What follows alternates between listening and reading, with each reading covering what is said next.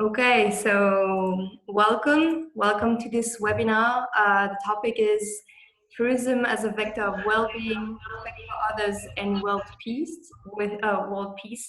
With a special perspective on the crisis, the COVID crisis, and the post-crisis, obviously.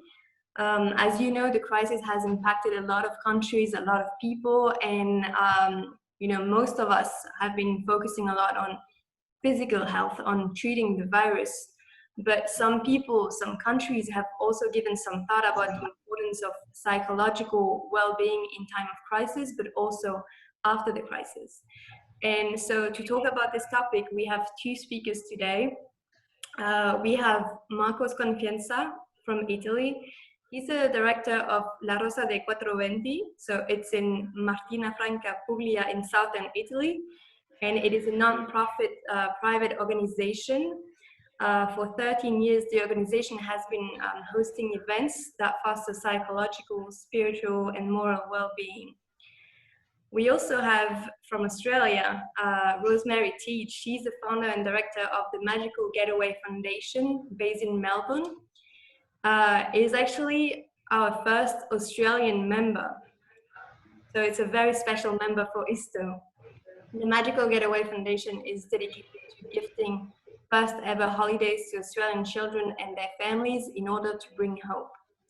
So thank you both for being here. The time difference is very big. It's 5 p.m. for Rosemary, it's 9 a.m. for Marco. So thank you for being here. And I will let Marco start. Thank you. Good morning, good night to everyone. You know, I'm happy to see that there are people connected from pretty all over. You know, I'm Marco Sconfienza. I'm the director of La Rosa dei Venti. We are in south of Italy. You know, I like to say that our project starts from a change of life. All the people are working now in the project are blood and no blood families. And we moved 13 years ago from Milano, the northern Italy, so the most affected area by this virus, to change our life at that time. We found this place in Puglia. It's an old monastery, Carmelitan friars, 17th century.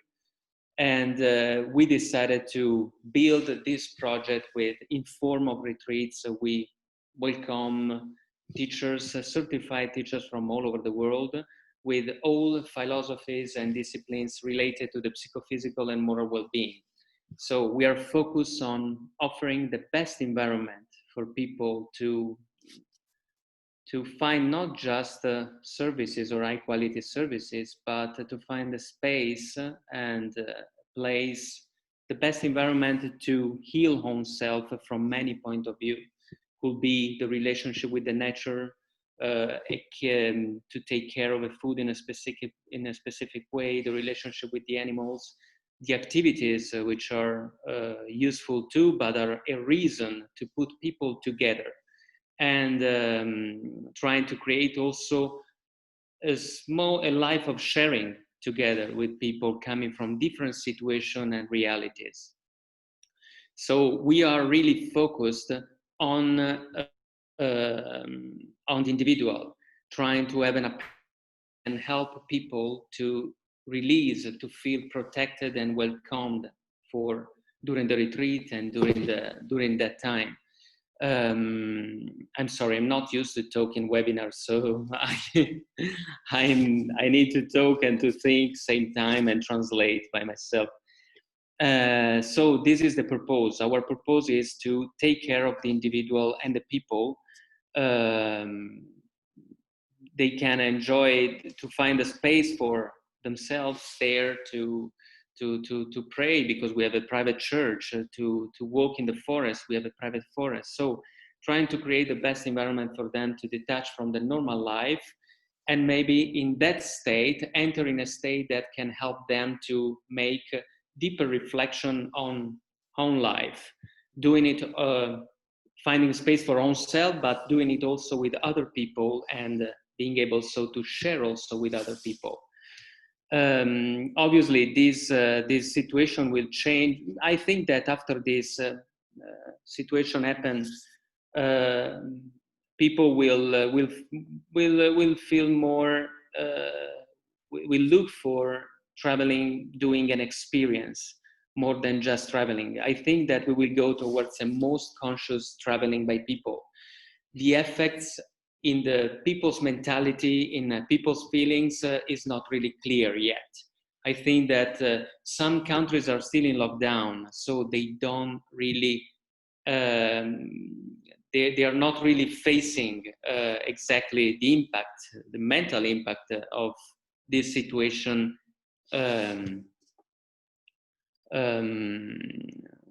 They will notice it later because, for example, Italy has been the first affected, and I'm noticing that talking with the people we know from all over the world, we are in different emotional states, and so what we already lived now is not happened to the people emotionally, because when I started to go out, because we are slowly reopening in Italy, I immediately understood that certain things needed a time to be processed inside.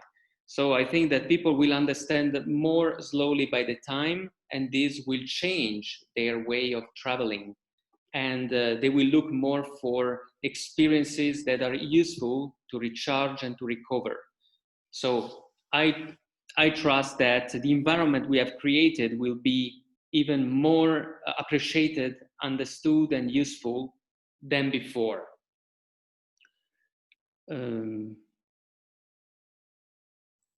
Maybe what can you say to people who say, okay, but you know, our business hasn't been working during the crisis, we have no money, we can't travel? What do you say to those people? Yeah, I know it's this is a situation that is affecting pretty all. Even for us to maintain this business, we need the government help. We are asking for government help, and we all need also now straight to face each individual situation. Could be a business, could be an activity, could be your private life. We are all on the same boat, and obviously I think that the Italian government did a good job till now, but you know, the help still needs to come, but are really important for people to start to, for us, for our activity to continue, to be able to offer this environment, which will be helpful to people too. But obviously, the impact also on the private life and the job of the people will be strong, especially in the next month, I think. Not now, because in Italy, for example, I'm sure that in a couple of months we will have the wave of all happen now.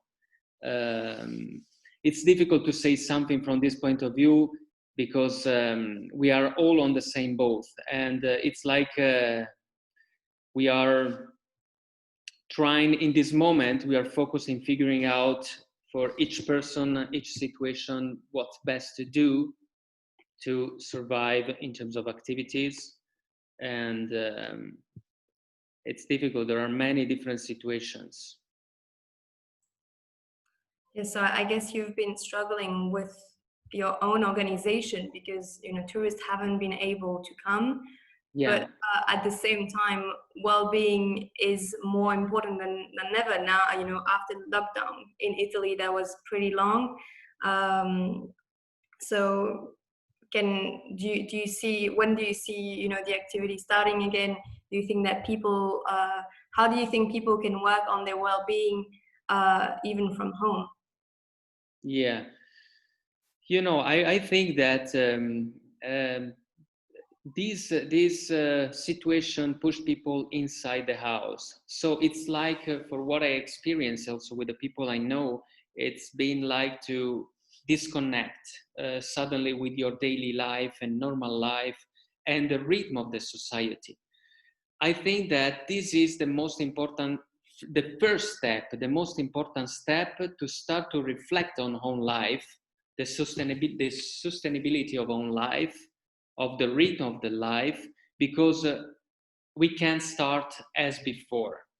I think that this situation has also a positive, side, to put people inside the house, to break with the normal rhythm, and so being able to make home reflection. Many people probably at the beginning appreciated this lockdown because they felt this time for themselves, able to give an opportunity to reflect on what we were doing and how we were living before.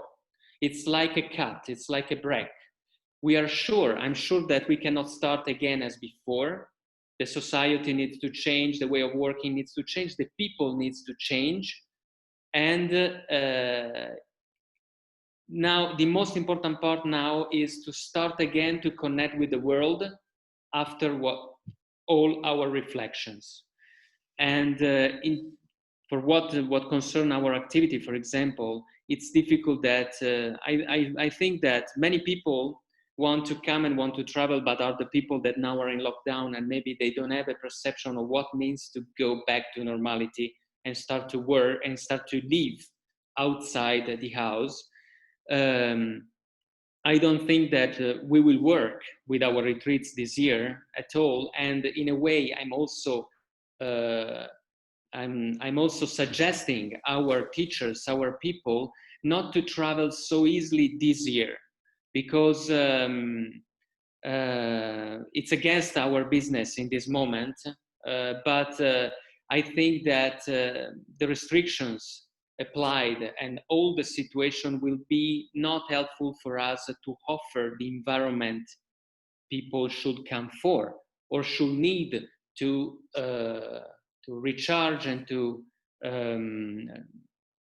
from this situation.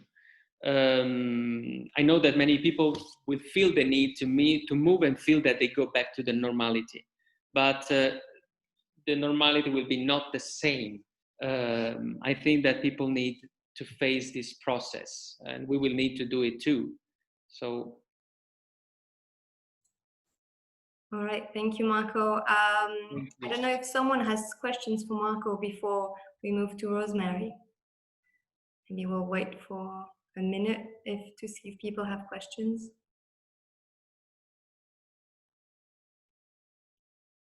We have a question.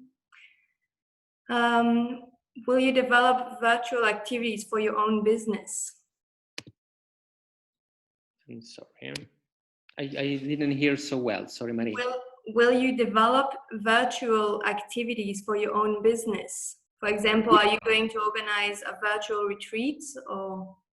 This is something that I'm starting to discuss with some teachers too. We would like to take this chance to involve more the people in our reality, also using these virtual techniques, virtual options. So not just offering activity online, but also allowing people without traveling and coming physically to enter inside our place and environment. This is something we are studying and discussing for the next month, but it's something that I'm not doing now. I have another question actually.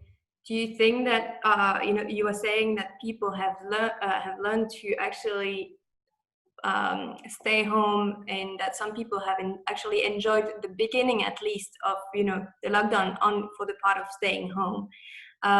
Do you think that this is going to change the perception of people regarding tourism and regarding to feeling the need to go to other places to feel better?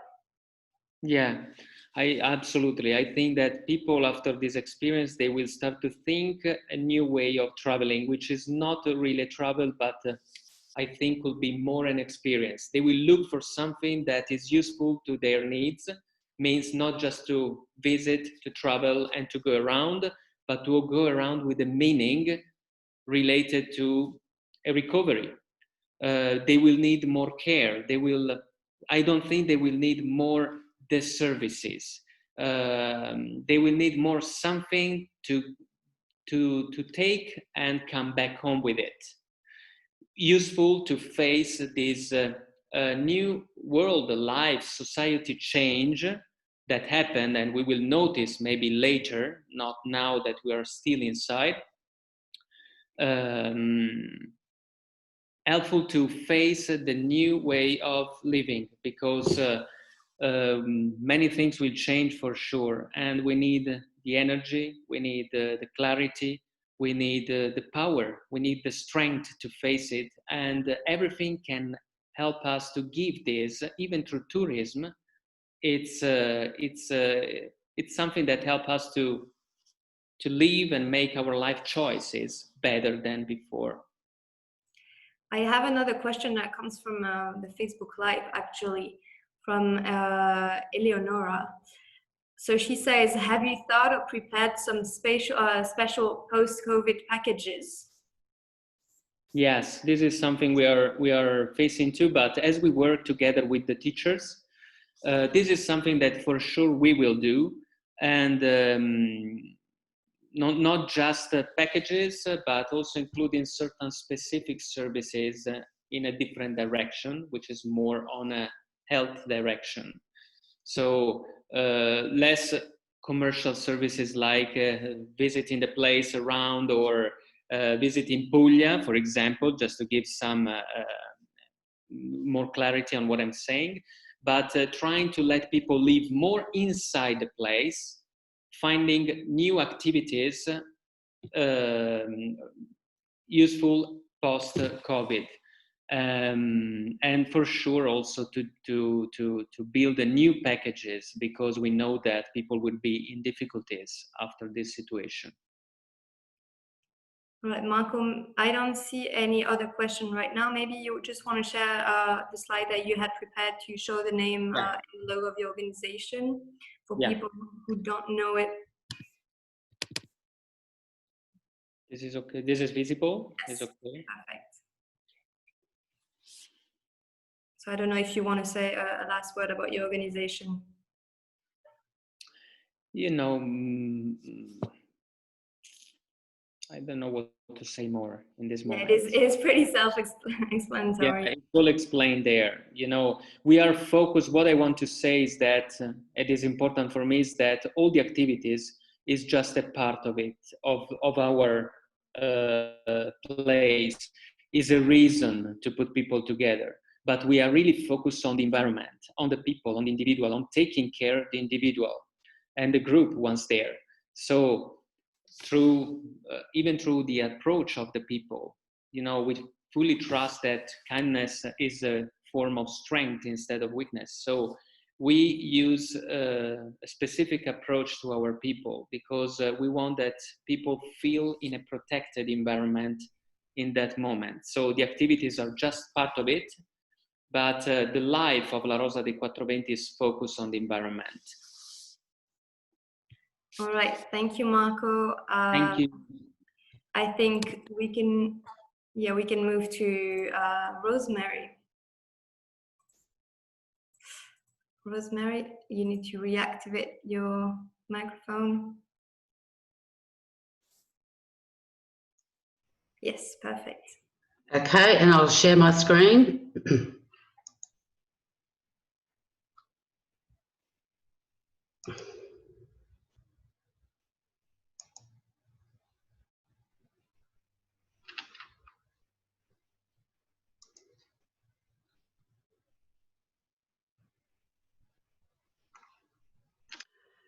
Well, good evening, everyone, or good morning, as the case may be. It is evening, as Maureen said, in Australia. And I hope you can all understand my Aussie accent. I would like to thank Maureen for her very warm welcome. And also I would like to congratulate the ISTO for this innovative e-week. I would like, first of all, to give you a brief overview of the Magical Getaway Foundation. Then I will talk a little bit about the impact of COVID-19 in Australia, and then moving forward after the pandemic. As Maureen said, the Magical Getaway Foundation, or MGF, is the only national charity dedicated to gifting first ever getaways or holidays to Australian children and their families to bring hope. As Maureen said, we're based in Melbourne, Australia, and it's very cold over here at the moment because it's winter. We commenced in August 2013. We are very proud to have two ambassadors, Kat Stewart, who is a renowned Australian actress, and Stephen Bradbury, many of you may have heard. He won a gold medal in the Winter Olympics as a speed skater, and oftentimes you will hear do a Bradbury. We are the inaugural Australian member of the ISTO, which we are very proud of, and we have also established a relationship with the Family Holiday Association in the United Kingdom. Surprising as it may seem, 1 in 3 Australian children have never been on a getaway or a holiday, and we're talking pre-COVID-19. The eligibility for a first ever getaway or holiday is that they have never been on a holiday and they are prepared to tell their story to the foundation to share with others. And you'll see at the end of the presentation how powerful these stories are. Families are referred, and once again, this was pre-COVID, for domestic violence, homelessness, unemployment, kinship care. Now, kinship care in Australia is where children are looked after by members other than their parents for many reasons. Oftentimes it is grandparents that are looking after children. We recently sent last year 2 grandparents away. They were both in their 70s and they had to return to work to look after their 2 grandchildren. Family breakdown is another reason. Medical, so if children are born with a lifelong medical disabilities, intellectual or physical, sexual abuse, or any other reason. So for the first ever getaways, the families are referred by organisations. So they could be schools, hospitals, welfare organisations, childcare centres, but the families need to be referred. They cannot self-refer. All holidays are fully funded, so we actually provide all the accommodation, the food, the petrol, souvenirs, and we also give each of the children a teddy bear, which has actually been made by a little girl in Australia. She started making these bears for us when she was 14, and you'll see a photo of the bear shortly, and when you squeeze their hand, it says, "You are special, never give up." So it's something they can take away from their holiday. The families visit 3 local tourist attractions, and the holidays or the getaways are for 7 days or 6 nights. That's the maximum time. Obviously, it depends on the individual family's situation. It can be shorter. But it's not about the holiday, it's what the holiday brings. And I'm sure you can all cast your minds back to when you were children or when you were growing up in a family. It's probably not where you've been, but it's the memories that are created. When you go onto our website, you'll see that all the board members have written down their special holiday memories, so of our ambassadors. And this is what the families talk to us about as well. So it's not about the holiday, it's what the holiday brings. And that is hope. And hope is being able to see that there is light despite all of the darkness. And as I said before, the hope is created through lifetime family memories, through social connectedness. They no longer have reduced stress and anxiety. strengthened family communication, which obviously brings increased self-esteem, and the fact that someone cares. And remember, as I said at the beginning, 1 in 3 Australian children have never been on a holiday.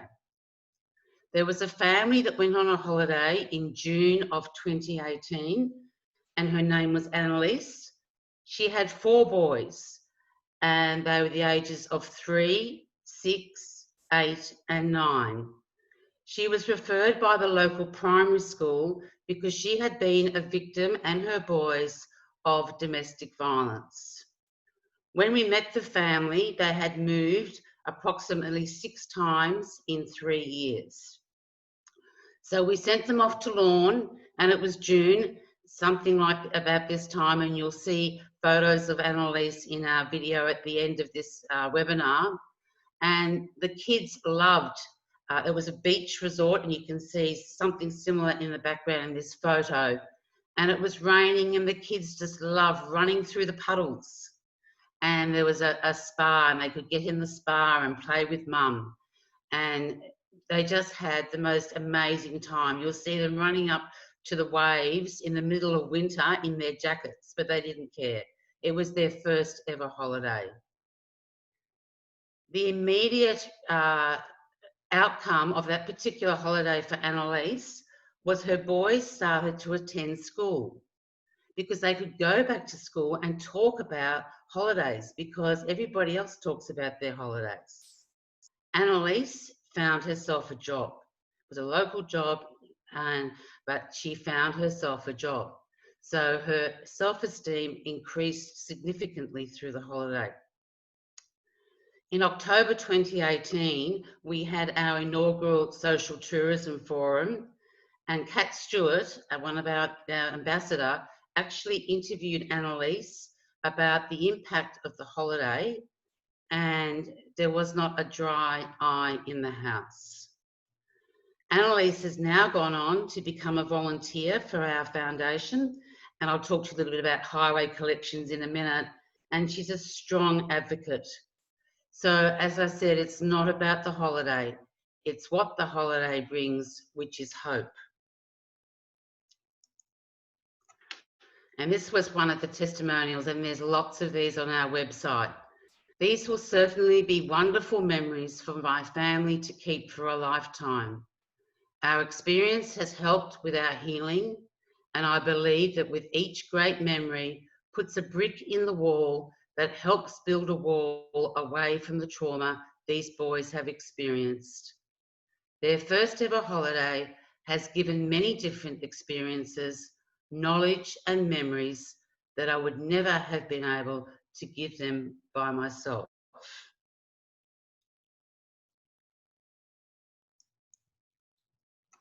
So pre-COVID-19, the Magical Getaway Foundation, the funding sources were through donations and highway collections. Now you'll see 2 of our wonderful volunteers in that photo there. Highway collections are quite unique to Victoria, and in essence that's what they are. You'll see the tin there, and so basically when cars stop at traffic lights, you go up, and obviously we're wearing those the shirts, says who we are, and people actually give us their small change, and they were really successful, a really successful funding source. Like many other not-for-profits, obviously the gala dinners. As I said before, we held a social tourism forum in October of 2019, which was one of the first forums that the first forum in Australia. Family fun days, and we also had other events. So the Social Tourism Forum was in October 2018. So in terms of the actual impact that COVID-19 has had, especially in Australia and obviously around the world, I heard the other day a very good definition of COVID-19. It's been described as a disease of isolation and loneliness. We've certainly seen the stress, the anxiety, the concern, the fear, and the isolation that has come from COVID-19. In Australia, like in every other part of the world, there's huge unemployment, which has obviously caused a lot of debt. As of April of this year, 6.2% or 800,000 jobs had been lost in Australia. 1 in 5 who had been employed had either left their place of employment or their hours had been reduced. Our unemployment is forecasted to peak to 10% at the end of June. Sadly, youth unemployment is going to become a huge issue in Australia because lots of the places that were shut down was casual work, so bars, restaurants, places like that. So initially it's directly impacting obviously the 15 to 19-year-olds and then later the 20 to 29-year-olds, apart from other people who have lost their jobs. But as I said, 800,000 jobs. There has been a huge increase in domestic violence. And unfortunately, that has been hidden in terms of the fact that people who were victims of domestic violence, especially through the lockdown, were unable to reach out for help. As some of the restrictions have eased, I've heard of domestic violence workers meeting victims in supermarkets because they can say to the perpetrator that they're just going down to the shops. So the figure for domestic violence, both in Australia and across the world, I think is hidden at the moment, but it will definitely have a huge impact as we move forward. As for the rest of the world, a huge economic downturn, and what is going to have a huge impact across the world is obviously the mental health issues, because unemployment, debt, increase in domestic violence, what happens there is that people lose their self-esteem. They lose their self-worth. They become really disempowered, and this often becomes self-perpetuating. And as I said before, then there comes the isolation and the loneliness. And if you remember when we went back at the beginning, they were the criteria, the eligibility criteria for us to accept families to go on their first ever holiday. So COVID-19, I think, is really a disease of isolation and loneliness. Obviously, you know, the physical impact as well.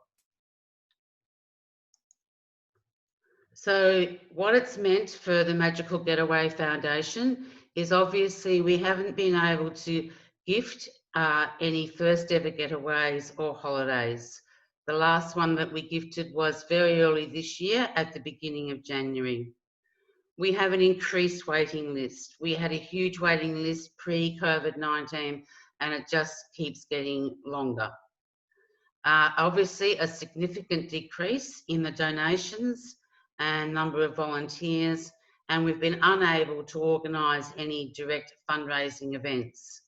I rang the police the other day who actually issue the permits to do the highway collections, and because of the social distancing regulations, it will be a long time before we'll be able to do highway collections again. So in terms of the way forward, there is going to be a significant increase in mental health and wellbeing issues. So there is going to be even a greater demand for first ever getaways and holidays. And as we said before, it's not about the holiday, it's what the holiday brings, which is hope. So coming out of isolation and loneliness, you need hope for the future. So in terms of tourism, it is definitely going to be in the future a vector for wellbeing, and we will be doing everything we can to be able to assist as many families as possible.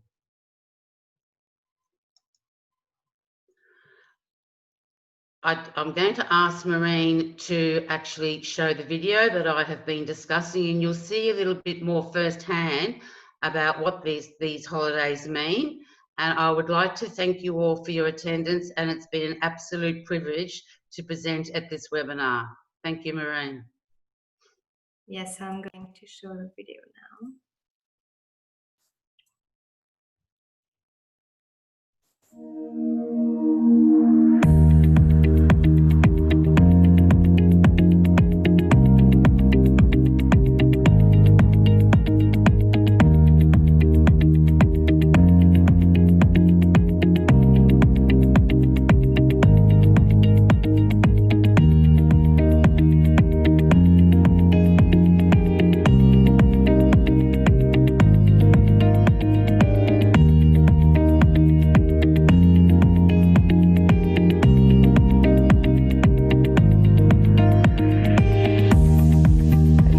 Why me? You know, it would, as I said, we have all these bad things that happen, and you're used to you just keep going along, and then having this wonderful generosity, and you've really got to pinch yourself and go, wow, there's these amazing people out there that they want to help.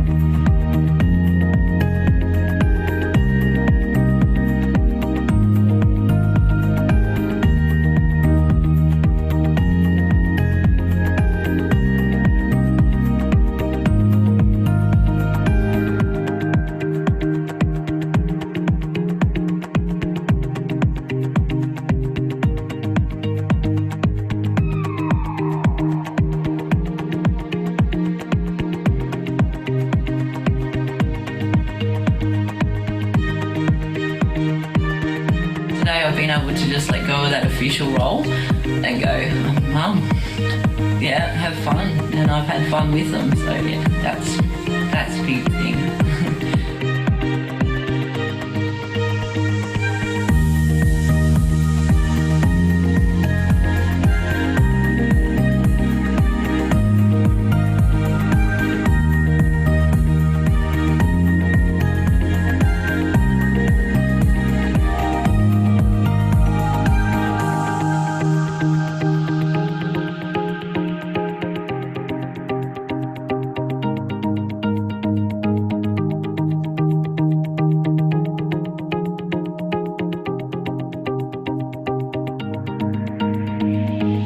Getaway Foundation is the only one of its kind in Australia, and the opportunity to give families a chance who are really under incredible strain to get away outside of their usual existence and see possibilities of fun and togetherness, and sometimes it's the birth of hope.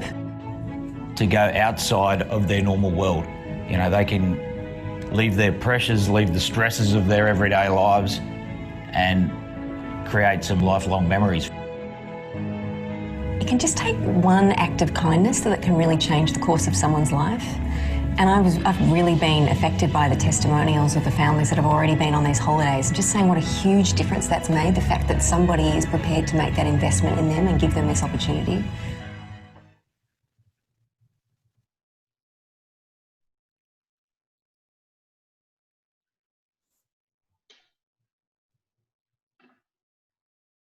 Thank you, Rosemary, for this video, and thank you both. Yes, we have people who've written a few comments on the chat. Thank you, Rosemary, for this inspiring presentation, and best of luck to this great initiative. So, from one Christophoros from Greece. There is also a question for Rosemary from Belgium, actually. Good morning, all. The session 4 is going to start now, and our speaker is Mr. Ahmed Khan. Mr. Ahmed Khan is currently associated. Excuse me. Excuse me, I had the sound of my computer starting. So the question was, congratulations, Rosemary, for this great initiative. Are you not supported by the government of tourism authorities in this time of crisis? Don't you think about asking for financial support? And so for... Yeah, in answer to that question, Maureen, yes, we will be. Because we're a very young organisation, as I said during the presentation, we actually commenced in August 2013. So it's about establishing the credibility And it's all, social tourism is quite a new concept in Australia. So it's also about educating the community and, you know, government officials and obviously potential sponsors about, you know, what we're doing. So yes, we will be. We have been pursuing grants in the past, but I think now even more so because of the increased amount of mental health and wellbeing issues, and obviously the testimonials we have, the number of holidays we've given and the impact that it's made. Fingers crossed, we'll be able to get some government funding. Okay, I don't see any question right now, but I wanted to say something because it was actually very interesting to have both of you as speakers today, because your organizations do very different things, and you've been talking about the lockdown and the quarantine in two very different ways. Rosemary has talked about isolation, and Marco has said that some people have actually enjoyed the time at home to, you know, reflect on their lives and to stop from the crazy rhythm of the normal life, you know, the daily routine. And I thought it was very interesting to have both point of views, because I think that, you know, both views exist in each one of us. But most importantly, you've both been talking about healing and the importance of recovery and healing and how both organizations can help with it. So maybe you want to say a word about it. Yeah, I think in terms of the isolation and the loneliness, I think that's impacted people in many ways. I agree with Marco. Initially, people may have enjoyed some time at home, but there was still that feeling of the isolation and loneliness. And I think in terms of the Magical Getaway Foundation and the reasons why people are actually referred because of the domestic violence or the sexual abuse or homelessness, medical issues, they naturally bring a feeling of isolation and loneliness. And that's what we found with lots of the families. They're reluctant to ask for help because they do feel disempowered and a lack of self-worth. So I think that's exacerbated, the loneliness and the isolation has certainly exacerbated for the people that are normally referred to the foundation. Marco, maybe you want to say something also? Your mic is on mute. You need to put it back on. Unmute. Can you hear me? Okay. Yes, I would like to specify that obviously, surprisingly for people, was also a moment, a positive moment in a way at the beginning to detach from the normal life, but it's been hard for everyone. And even in Italy, we heard about a lot of domestic violences and all the things on which Rosemary Organization Foundation works. It's been the worst aspects. So I fully agree with what she said. I don't want that maybe my point of view was too light in a way, but it's not. Was a way to say that surprisingly for people, they had, it's like to disconnect, it's been like to disconnect with something that they were not really doing on self. It's like they've been pushed to do it, and this it's been realized at the beginning. And obviously it's not positive from many point of view, because the isolation is something that, especially for specific situation, it's been worst. And I think too, Maureen, I know it is true for in Australia, but every news presentation, every, you know, radio station, we drive around the streets and there's signs up around COVID-19. So it's those messages that are being given, you know, subconsciously. So what impact is that going to have? And also in terms of our children. We can understand it as adults. We can understand that it is a pandemic. It is out of our control. But for children, it's that isolation and loneliness is also really quite scary for them. I work in a voluntary capacity for the foundation, and I actually teach autistic kids. And we found that before the schools were shut down, behaviours escalated, or they became very withdrawn because they couldn't articulate what was happening in their world. So, and I think that's very true for children who are going to be our future generation. And as I said too, a lot of the youth of Australia have been affected by the unemployment. So what does that mean for them in terms of, you know, their future, and do they hold any hope for the future? We actually have a question from Charles-Étienne Bélanger. He's ISTO director. So he says, congratulations for your excellent work in Australia.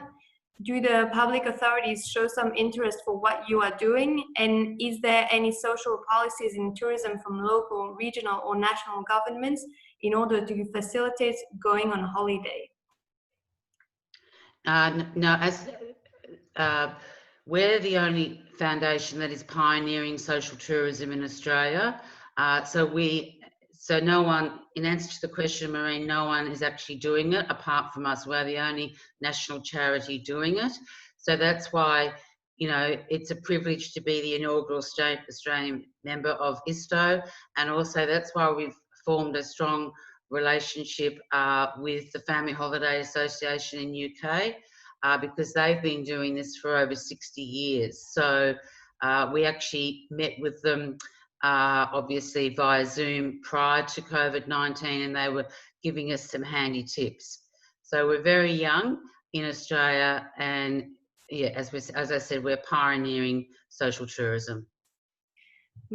So Rosemary, we've talked with Marco about, you know, people struggling because of the crisis financially, you know, because businesses are closing in tourism, tourism organizations like Marco's actually probably won't be able to open in some countries before the end of the year. And you've been saying that you've had a lot of families that you would need to help with your foundation, but then what happens when you have a lot of requests and then you don't have, you know, the tourism facilities to send them somewhere, you know?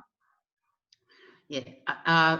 Initially what we'll be doing, Maureen, is sending families to locations within Victoria because they have now eased the restrictions as of this coming weekend. So you can now access, you know, tourist facilities. Yeah, so we'll be able to do that. We've also been fortunate insofar as that some people have actually donated their holiday homes to us for use outside of peak times. So we'll be able to access those that accommodation as well. But initially, subject to funding, obviously, we'll be gifting as many holidays as we can. At this stage, we'll commence re-gifting in October of this year. All right. I don't know if attendees have more questions. Let's wait a little bit if people want to ask questions.